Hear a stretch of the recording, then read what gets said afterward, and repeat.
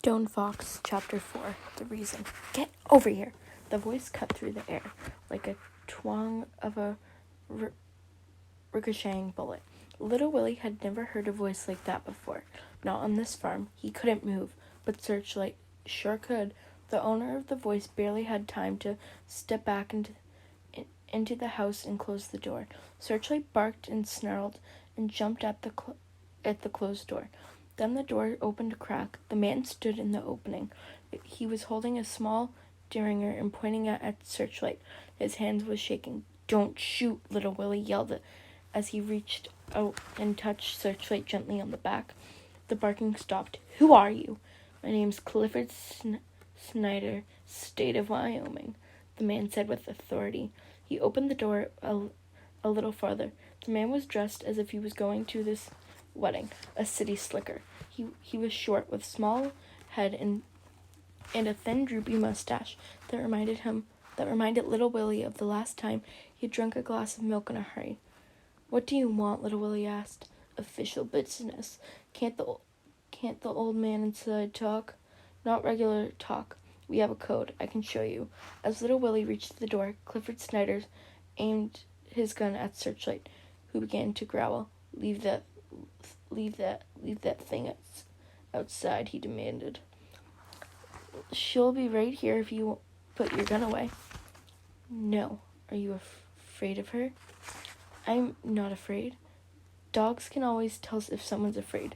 "Just get in the house this minute," Clifford Snyder yelled, and his face turned red. Little Willie left Searchlight outside, but Clifford Snyder wouldn't put his gun away until they were all the way into Grandfather's bedroom, and then he insisted that Little Willie shut the door. Grandfather's eyes were open and fixed on the ceiling. He looked much older and much more tired than he had this morning.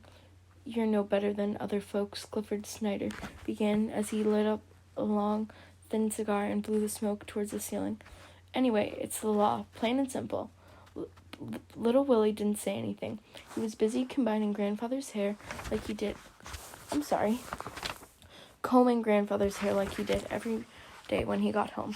When he finished, he held up the mirror so Grandfather could see. "I'm warning you," Clifford Snyder continued. "If you don't pay, we have our ways. And it's all legal, all fair and legal. You're no better than other folk."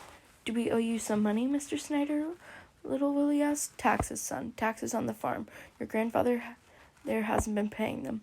Little Willie was confused. "Taxes?"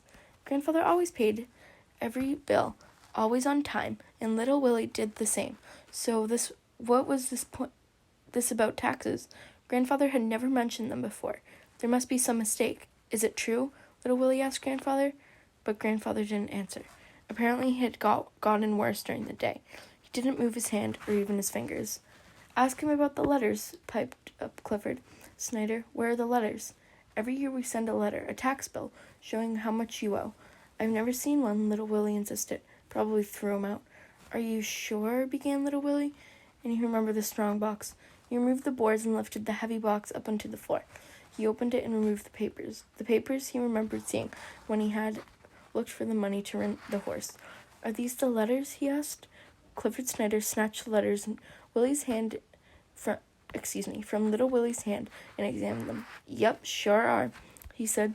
"Those go back over 10 years. He held up one of the letters. Here's the last one," he said. Little Willie looked at the paper. There were so many figures and columns and numbers that he couldn't make any sense of what it was. "How much do we owe you, Mr. Snyder?" "It says right here, clear as a bell." The short man jabbed his finger and pointed to the bottom. Little Willie's eyes popped open. $500? We owe you $500? Clifford Snyder rocking forward onto his toes, making himself taller. "And if you don't pay," he said, "I figure this here farm is just about worth." "You can't take our farm away," Little Willie screamed, and Searchlight began barking outside. "Oh, yes, we can," Clifford Snyder said, smiling, exposing his yellow tobacco-stained teeth. Well, that's Chapter 4 of Stone Fox. Thank you for watching, and I hope you consider subscribing. Bye!